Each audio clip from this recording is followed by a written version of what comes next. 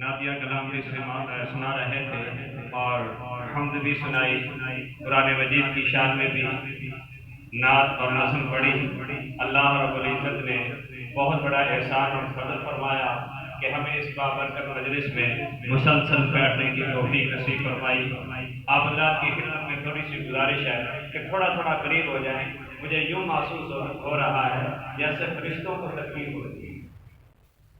اصل میں یہ جو مجالس ہوتی ہیں ان کو سننے کے لیے آسمانوں سے فرشتے آتے ہیں اور ان مجلسوں کا وہ گھیرا ڈال دیتے ہیں اور اس وقت تک وہ بالکل حاضر رہتے ہیں جس وقت تک کے لیے یہ ختم نہیں ہوتا اور یہ رپورٹ بنا رہے ہوتے ہیں سارے فرشتے۔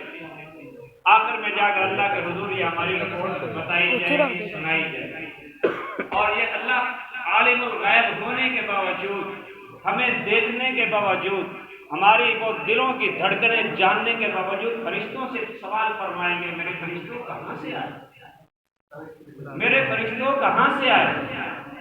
فرشتے عرض کریں گے یا اللہ آج کی 23 کی رات تھی، ہم شیخو پورہ میں وہاں حسن پالک میں ختم نبوت مسجد تھی، وہاں گئے، کتنے حضرات تھے، وہاں سے آئے تھے، فلاں بن فلاں فلاں بن فلاں فلاں بن فلاں آیا تھا اور یہ ذوق لے کر آیا تھا، اس حساب سے بیٹھا تھا۔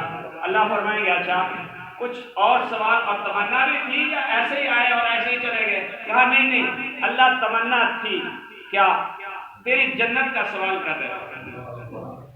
یہ سوال کرنا بڑا ضروری ہے۔ وہ فرشتے کہیں گے یا اللہ وہ بندے تیری جنت کا سوال کر رہے تھے۔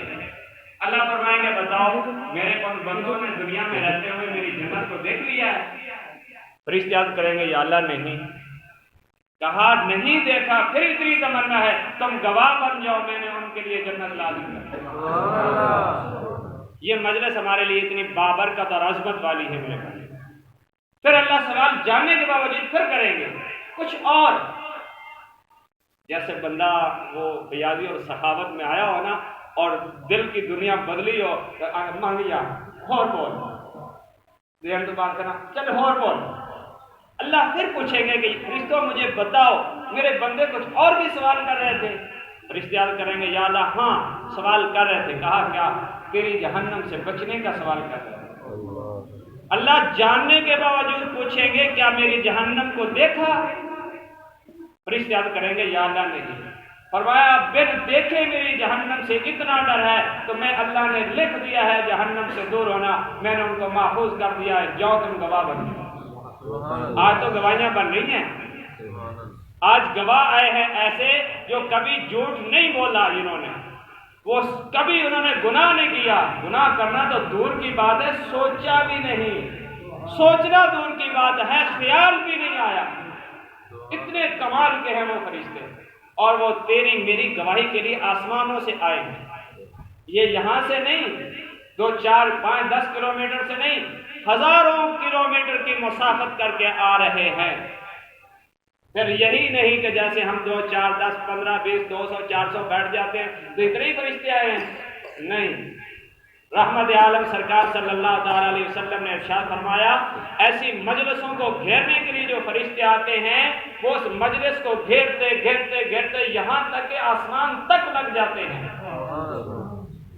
یہ تو اللہ کی شان ہے، اللہ اتنے فرشتے میرے اور آپ کو سننے کے لیے بھیج رہے ہیں، دیکھنے کے لیے بھیج رہے ہیں۔ مقصد توجہ کریں، مقصد بہت پیچھے چلے جائیں، بہت پیچھے چلے جائیں، جب میں اور آپ نہیں تھے، ابا آدم بھی نہیں تھے، اللہ ارادہ فرما رہے تھے کہ میں ایسا ایک ماڈل بنانے والا ہوں۔ تو فرشتوں کو بلایا، پوچھا میں ایک ماڈل بنانا چاہتا ہوں، ایک اور مخلوق بنانا چاہتا ہوں جسے دنیا میں انسان کہا جائے گا، اس کے لیے دنیا کا ہر مال بنا دوں گا، نعمت بنا دوں گا، زمین بچھاؤں گا، آسمان کھڑا کر دوں گا، اتنا کچھ بناؤں گا صرف ایک کے لیے۔ حضرت انسان کے لیے سب کچھ بنا ہے، ساری چیزیں انسان کی خادم، انسان صرف اللہ کے لیے عابد بن کر آیا ہے۔ اللہ نے ارشاد فرمایا میں ایک مخلوق بنانے والا ہوں، کیا رائے ہے تمہاری؟ کیا رائے ہے تمہاری؟ فرشتوں نے اس وقت کہا اللہ اگر تیری تسبیح کی ضرورت ہے نحن نسبح بحمدک لک، ہم تیری تسبیح بیان کرتے ہیں، کھڑے بھی، بیٹھے بھی، لیٹے بھی، چلتے بھی، پھرتے بھی، قیام میں بھی، رکوع میں بھی، ہر حال میں تیری تسبیح کر رہے ہیں۔ اگر اس کے علاوہ کوئی اور ضرورت ہم پوری کرتے ہیں، اس کے بنانے کا مقصد جس کو آپ بنانا چاہتے ہیں ہمارے وہم کے مطابق، ہمارے خیال کے مطابق جو نظر آتا ہوا محسوس ہوتا ہے کہ وہ تو خون ریزی کرے گا، لڑائیاں کرے گا، دنگا فساد کرے گا، حسد کینے کی، بغض کی، عداوت کی آگ کو بھڑکائے گا، تیری زمین کو خون سے بھر دے گا، ایسی مخلوق کو بنانا چاہتے ہیں۔ اللہ نے فرمایا اچھا تم پہلے فیصلہ کر کے بیٹھ گئے، انی اعلم ما لا تعلمون، میں پروردگار عالم جانتا ہوں کہ میرا بندہ اتنی بڑی کمزوریوں کے باوجود کتنا پاورفل ہوگا،